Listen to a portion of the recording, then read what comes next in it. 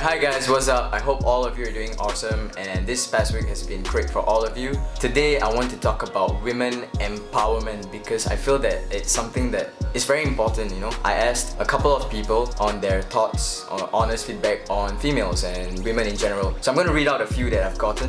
The first one, I received a reply stating, "Women are the backbone of the earth. It ain't Father Earth but Mother Earth. And I'm proud to be a woman. We give life and we work hard as men. Do not underestimate us." Hashtag women empowerment.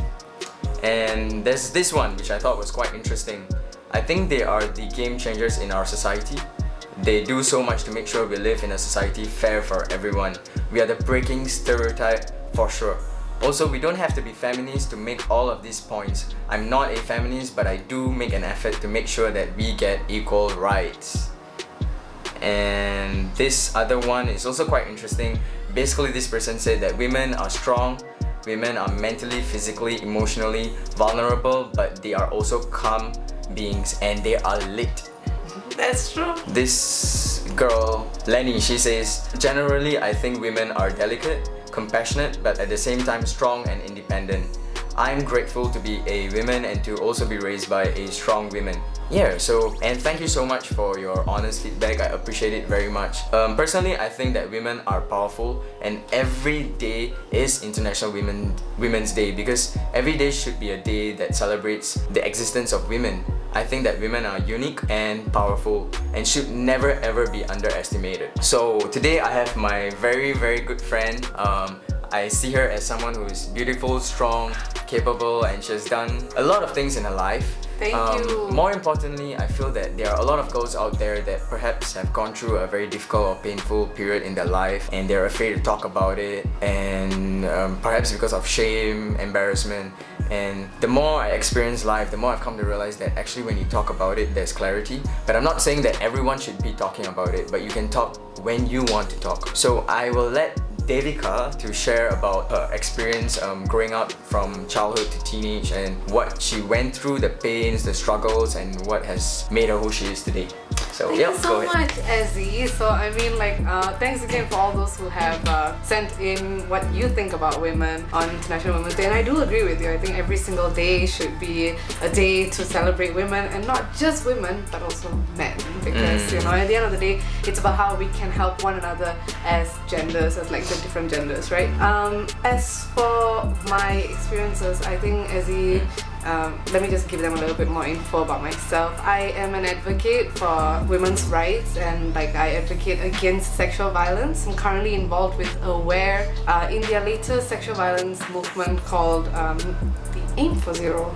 Oh, okay. Yeah, so that's their new campaign where they are focusing on aiming for that zero tolerance in Singapore, where there is zero sexual violence for both genders. And the reason why I advocate for all of these things is because I am a survivor of sexual violence as well. So when he mentioned childhood to teenage to who I am today, what he was referring to was how I have grown out of, or how I've recovered from my childhood sexual trauma. Because I am a survivor of childhood sexual violence, and it's not been an easy journey to say the least. Growing up, like he mentioned, I had a lot of shame, I had a lot of guilt, and I actually didn't understand the trauma that I had gone through until a few years after my abuse. So at 7 was when I went through the whole sexual abuse thing. It went on for about a year. It was in my own house. But my parents found out and then we took it to court. So there was a whole court case. And even during all those court cases and everything, I didn't understand what was happening to me. I didn't understand the gravity of the violence.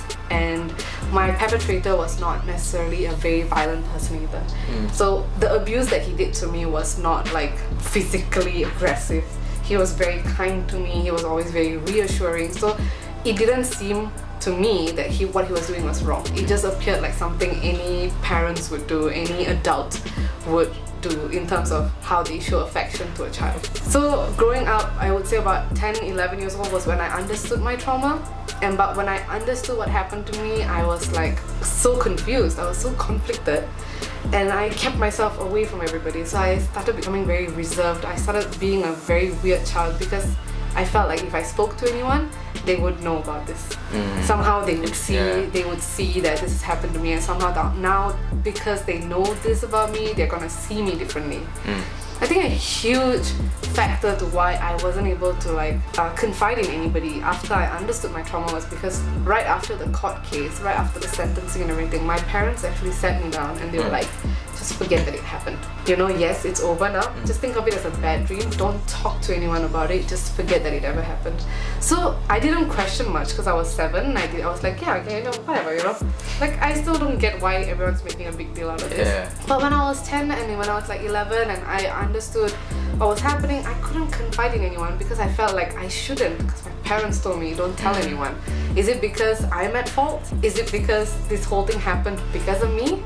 Is it because this is something that's gonna change the way people are gonna look at me? So there were so many questions and nobody to turn to. So the only time I actually confided in anyone was much later in life. So I actually turned to my teacher because that's my next best option, right? So I wrote it in my journal. I was like, yeah, I've experienced this and I feel I don't know who to turn to. And she pulled me out of class and she started screaming at me, she started shouting at me. She was like, why are you making jokes about this? This is not something we joked about. And I'm 10, I was 10, I was 11, I was like, I'm not. And she was like, I'm gonna call your parents. We're gonna bring your parents down. And I'm like, no, please don't. I don't want my parents to know that this is affecting me, that this happened 3 years ago, and I don't want my parents to know that it's still affecting me. Then she was like, then you must be lying about it.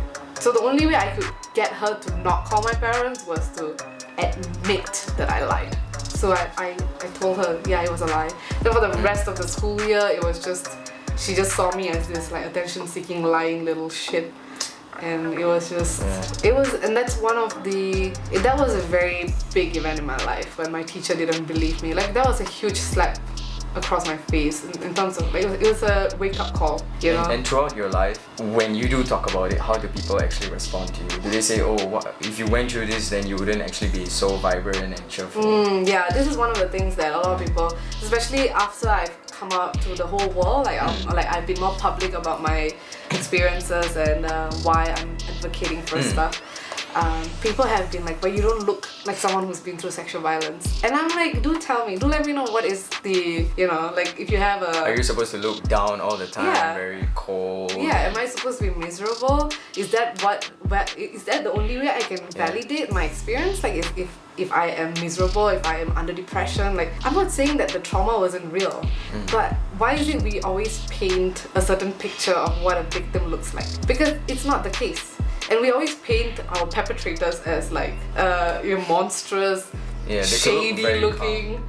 Yeah, but statistically, about 80% or majority of the perpetrators are people that we know in our life that are close to us. It can be a friend, it can be a family member, it can be a lover. But media for the longest time has been portraying perpetrators as these aggressive, violent people out there in society waiting by alleys for some unsuspecting young lady to walk by. That's always the picture that they paint. And the picture that they paint of victims are the ones, they're kind of crouched in their washroom crying, they're cutting themselves. And it's very counterproductive.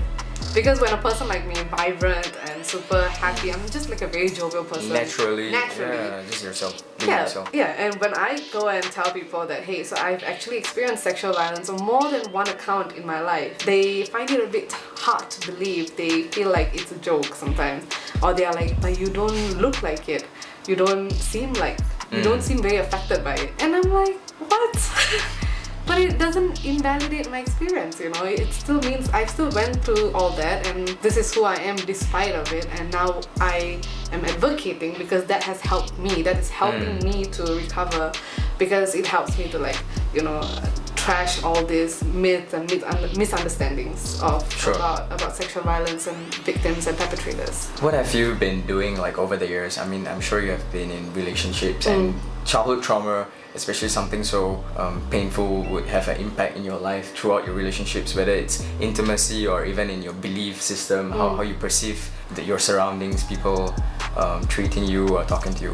What are the things that has happened to you that you had difficulty to cope, and what did you do to eventually overcome it and see worthiness in yourself as well? I think, okay, let's just start from primary school. So after coming to understand the trauma and after the whole incident with my teacher, I knew that that people were not gonna immediately believe whatever I have to say. So I chanced upon a book by Oprah. About her life. Yeah. And at that point I didn't know who Oprah was. So when I read about her and I understood that someone else actually been through similar situations and have become the most influential person on the planet. If that person can do it, so can I. And she's at a place where now she can advocate and she can bring awareness to these things. It's just unfortunate that she wasn't in Singapore. But she's at the other side of the world and I still got to know about her story. I still got to know about her influence, and that was a very powerful moment of awakening for me. It was an awakening of hope in me. That was the first time in a very long time that I felt that there is a chance at redemption for myself. Because prior to that I kept feeling like there's no hope for me because I've already been through such a terrible thing. Like my life, like my future just looked blank and hopeless. Sometimes you also definitely feel like, why did this have to happen to me? Yes. Like of all the people, why me? Like do I deserve this? Or like, and why do I have to live with this now my whole life? And as much as you want to not think about it, it's very normal for there to be some form of triggers that would bring the memory, even if it's not physical, it could be emotional and mental. Definitely. I mean, but so that was my first time I took a stand and I was like, you know what, I'm just gonna do well in life, you know, and I'm gonna help whoever I can in whatever small ways I can, and I want to get to a place where I do have a voice and I do have some kind of influence. And from that point, everything that I've been doing was working towards who I am today and who I'm gonna be in the future. Like my journey doesn't end here, you know. So everything has been a conscious decision because I know that this is what I want to do and this is what I want to help. And along the way, it's challenging because you feel like you're not doing enough. You know, at times, like so. But every experience in my life has somehow given me clarity. Like you mentioned, this when something like childhood sexual abuse happens to you, or sexual violence or trauma of any kind happens to you, it affects more than just that moment. It affects everything else from that moment. So for me, it affected the way I looked at myself, my self-esteem. It affected my friendships. It affected my family so much, and my relationships to be. Even now, like in relationships, it is quite a challenge for me in terms of intimacy, because although like mentally I might have moved on and like emotionally I might have moved on from the trauma, certain physical triggers can bring me back to those moments. Because your body remembers certain trauma. Definitely. Yeah, it's like, if I'm to put it in another context, it's like you don't know that fire burns till the first time you get burnt by a fire. You know, and every time from that moment that you got burnt, you will be so much more careful around like fire and flames, and you would, when you get very close to a fire, you will naturally want to like keep a distance. So that's just putting it in a context that perhaps people might understand. Sure. Yeah. How do you advocate at the moment you raise awareness about this whole sexual abuse and sexual violence? Earlier on you mentioned that this can also happen to males, not just females, even though the majority of the time it's females. How do you do that, whether now in work or in your daily aspect of life? Well, the best way for me to advocate, like right now, I just do most of it on Instagram. So I have more following on Instagram, so I do live videos, so I do like discussion sessions where I pose a question and I get people to respond to that question, and based on that statistics that they've given, then I will kind of like elaborate more on like what's going on. So I've actually put scenarios and I asked if this is consensual, if this is not consensual, and the response that I get is very baffling for me as well, but it brings it to their attention, you know. And when more people, the more I share it, the more people are like, okay, so I understand now why, like I thought about this, I used to think this was consensual, but now I know it's not. So that's how I've been doing. But another way that I've also been advocating is by educating myself. You know, I feel like if you have a voice, it's very important that you take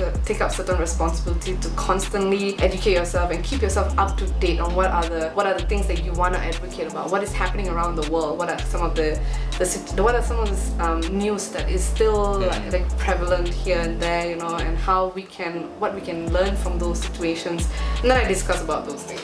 Is there like an organization or society, something like that, that raises awareness for something like that, or are you part of anything? Yeah, there is an organization in Singapore called Aware. Okay. So they started out as like a women's rights organization that was fighting for equality for women in Singapore. And now the major campaign that they're working on is Aim for Zero, which is dedicated towards educating the public and providing services for survivors or for anything related to sexual violence.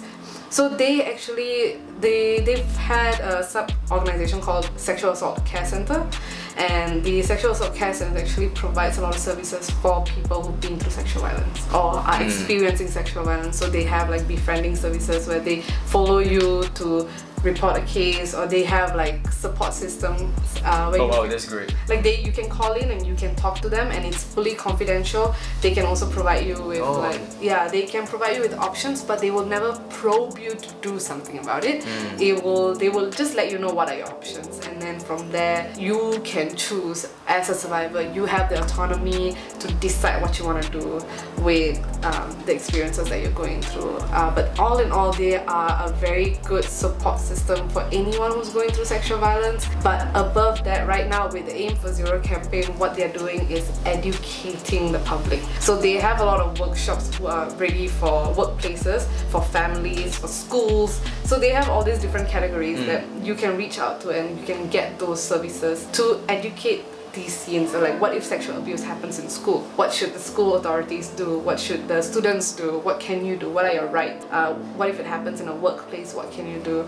And even in a relationship as well. Even in a relationship, that's why they have one for families as well. Because you have to understand, like, when you are a family, like, if someone in your family experiences sexual violence, you must allow the home setting to be a safe place for them to come back and confide in. Certainly. Yeah, because you will need support from, like, recovery is so much more easier when you have the right kind of support around you. What should you say to a survivor? What should you not say to a survivor? So all this, there's just like so many things that the Aim for Zero campaign is focusing on to educate the public. Sure. And it's called Aware, right?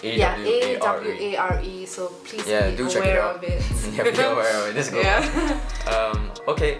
So what are you doing now in your life? Is there anything that you've been doing that is working, that has also been uplifting for you? Well, I've been doing a bunch of things, but I would say the most prominent thing that's been happening in my life right now is my participation in this pageant reality show on Vasantham called Miss V Supreme. Okay. So it's a beauty pageant. It's a beauty pageant come reality show, but it's also like a talent search. Okay. So basically what that show is about is they're looking for their next generation of female talents for television. Okay. Yeah, so what they're looking for is like versatile people who have a voice, who has a personality, who also understands how TV works, you know? And so you are in the competition, and it is not just a modeling competition, it's actually like a talent search. It's a beauty pageant, so you get to act, dance, host, show off your different personalities and who you are.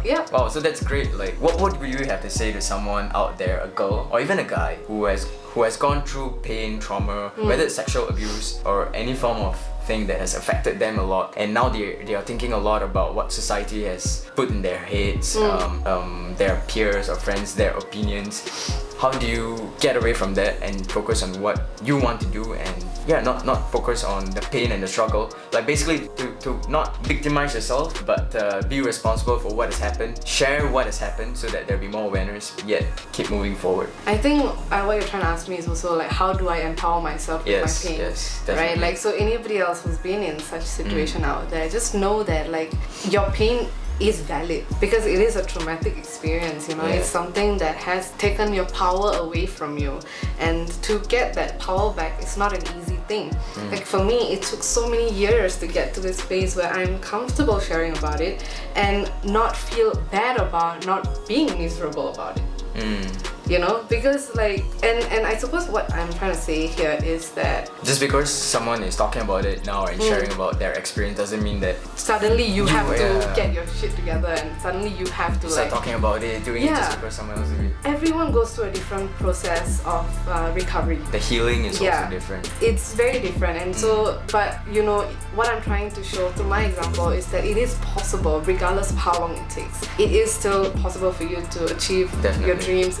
You might have aspirations, go for it. The pain will come up, like you will have moments of self-doubt, you will have insecurities, you will find a lot of internal conflict while you are making your way to where you want to be, but it doesn't mean that you have to stop. It doesn't mean that you have to give up. Like you just take your pain, process it. Every time it comes up, process it. Now I've started seeking therapy.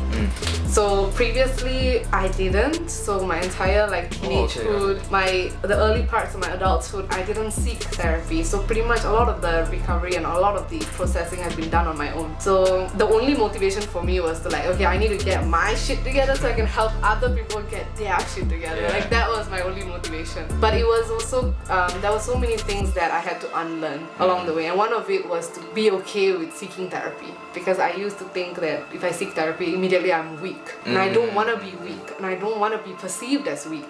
But I think it got to a point where it was getting too much. There's a lot of bottled up emotions. Yes, I processed them, but I didn't feel those things. I wasn't allowing myself to be vulnerable. I could talk about vulnerability, I can talk about these things, but it was hard for me to just be vulnerable. And it's okay. And it's you okay. realize that it's okay to actually have a venue with a professional that you can let this out and you'll be handled with care and you'll be kept confidential as well. Yes, exactly. And I think it also helps you come to terms with how much you've been neglecting your emotions, you know, and so therapy right now has allowed me to come to terms with myself, and now I am able to be a more assured woman, and I can openly tell people if I'm not fine, I'll be like, yeah, I'm not okay today, but it's okay. Rather than to pretend to be okay. Yeah, to pretend to be okay. Yeah, express yourself. Exactly. And you know, it is about using your pain to become the best version of yourself. It doesn't mean you have to be in that pain all the time, but use it, understand it, process it, and empower yourself with those experiences, because those experiences don't happen to you in vain.